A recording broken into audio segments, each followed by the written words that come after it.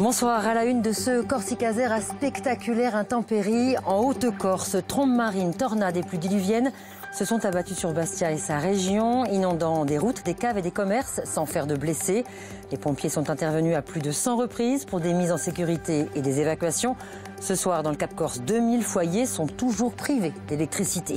Alors que les deux départements restent en vigilance orange, nous ferons le point en direct de la préfecture de la Haute-Corse où a été installée une cellule. De violents orages ont donc balayé la Haute-Corse en fin de matinée. Aux fortes précipitations s'est ajouté un phénomène exceptionnel. Une tornade a soufflé sur Ville di Petrabogne, près de Bastia, causant d'importants dégâts et laissant les habitants abasourdis. Héloïsa Patricio, Alex Gouty. Entre les résidences, la tornade apparaît. Cet arbre est projeté à plus de 40 mètres du sol, au-dessus de l'immeuble de 7 étages. La violence du vent est telle que les arbres se déracinent et se couchent sur les voitures. Au pied du bâtiment, les habitants constatent les dégâts. Ils sont atterrés. Il y avait des branches d'arbres dans les airs, des tables, des chaises, il y avait de tout et de n'importe quoi. L'audi là-bas qui a été soulevé avec le vent et qui, heureusement, d'après moi, c'est le 4x4 qui l'a tenu parce que sinon ça serait parti en bas. Les sinistres causés en seulement quelques minutes sont considérables. Ici, on est au cœur de l'intervention, je dirais, puisque quelques voitures ont été endommagées, une quinzaine au total.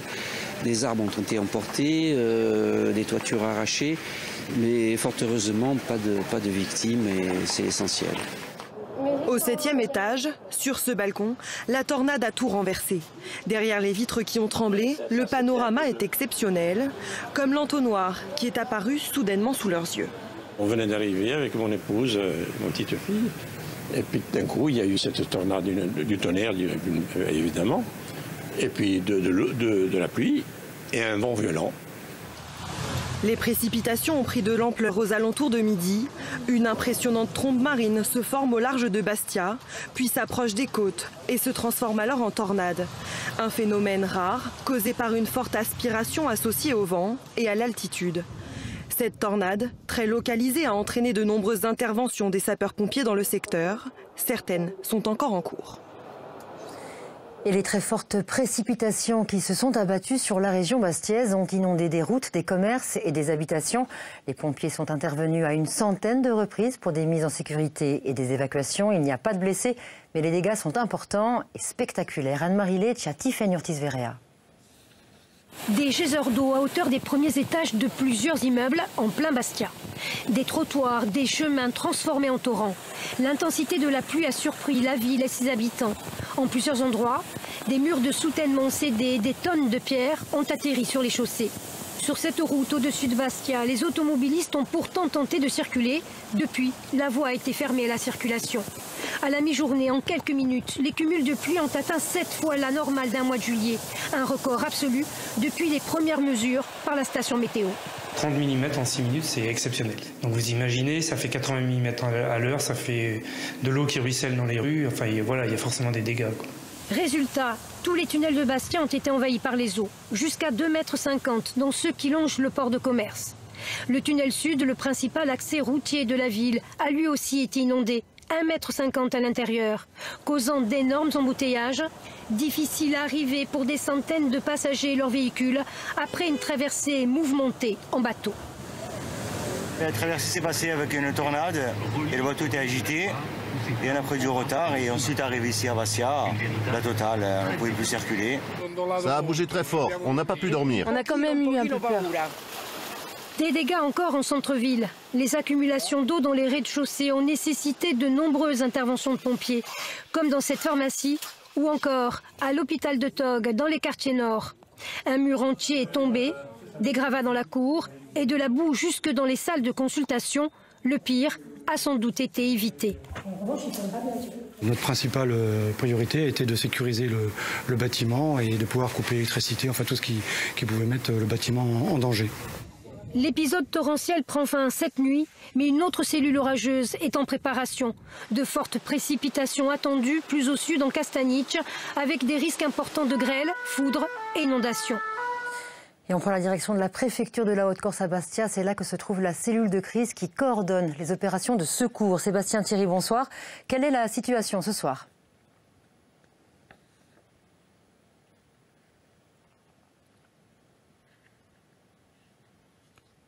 Moi, j'ai pas de son, les gens en ont.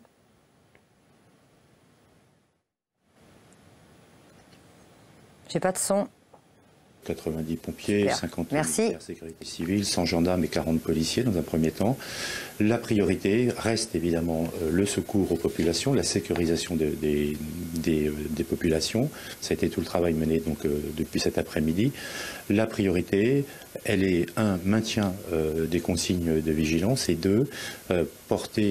réparer les choses là où elles doivent l'être. Et je pense en particulier aux milliers de personnes, de foyers qui sont encore à cette heure privés d'électricité. Il y en avait 3000 il y a à peu près 3 à 4 heures. Il n'y en a plus qu'un millier, ce qui donne effectivement l'intensité du travail de EDF actuellement. Alors le risque n'est pas écarté. Il y a 2 poches orageuses en mer. Le risque est de quel niveau selon vous ? Alors, on a effectivement deux zones qui peuvent à nouveau impacter la Haute-Corse. Une première zone donc de pluie et d'orage qui est actuellement entre l'île d'Elbe et Bastia, qui est ramenée vers Bastia par un vent d'est. Ça, c'est la première zone. La deuxième source de préoccupation à cette heure, c'est une masse pluvieuse et orageuse qui est à l'ouest de la Balagne, et qui est poussée par un vent d'ouest, mais qui pousse également vers le sud de la Corse, donc vers la Corse du Sud, qui elle est passée en vigilance orange. Actuellement, on ne sait pas encore précisément si la Balagne sera touchée, où il va y avoir un impact. Est-ce que c'est au niveau de Calvi, de Galeria ou en dessous? Donc la vigilance orange est maintenue dans les 2 départements jusqu'à demain matin? Elle est maintenue, c'est une certitude, en Haute-Corse, bien sûr, au moins jusqu'à 23h, mais sans doute jusqu'à demain matin. Et la Corse du Sud, elle, bien entendu, sera maintenue, puisque l'épisode devrait passer en Corse du Sud en toute fin de journée, vers sans doute 22h, 23h, peut-être un petit peu avant, mais donc pendant la nuit, il y aura effectivement une vigilance maintenue. Alors vous l'avez entendu, maintien de la vigilance, restez prudents. 2 zones qui peuvent être impactées, le côté est de la Corse et le côté ouest entre Calvi et Galeria. On suit tout ça en direct aussi sur nos réseaux sociaux. Buonasera. Merci pour toutes ces précisions. Et ces intempéries interviennent alors que des milliers de vacanciers ont pris leur quartier d'été dans l'île. Dans un camping de la Plaine orientale cet après-midi, 200 enfants hébergés sous des tentes ont d'ailleurs dû être relogés dans des bâtiments. L'alerte orange avait déterminé la Castaniche comme une des micro-régions sensibles. Solange Graziani et Elisa Marcineras s'y sont rendues. Sur cette plage de Follet, les messages de prudence des autorités ont été entendus. Seule cette mère de famille a fait l'impasse sur les informations ce matin. Non, en vacances, du coup on lâche prise et on regarde pas la météo, donc on profite. Le vent s'est levé d'un coup, Météo France prévoit des pointes à 100 km/h, une houle s'est formée, ce touriste renonce à rentrer dans l'eau. Dans ce lotissement, les marines du Fiumalt, zone inondable de Punta di Casica, des retraités en vacances ont reçu des messages de prévention de la part de la commune. Il va y avoir des précipitations dans l'après-midi et de ne pas se baigner, ne pas fréquenter les voies près des fleuves. La Castaniche a été déterminée par les autorités comme un endroit sensible. Alors les quelques campeurs que nous avons rencontrés sont restés calfeutrés sous les toiles de leur tente. À l'abri, on joue aux cartes ou après on pense lire ou dessiner ou faire une sieste. Rien de particulier, c'est un temps qu'on a d'habitude chez nous. Namur, d'habitude, c'est sous la pluie. Habitués aux intempéries en Belgique, ces touristes ne sont pas inquiets.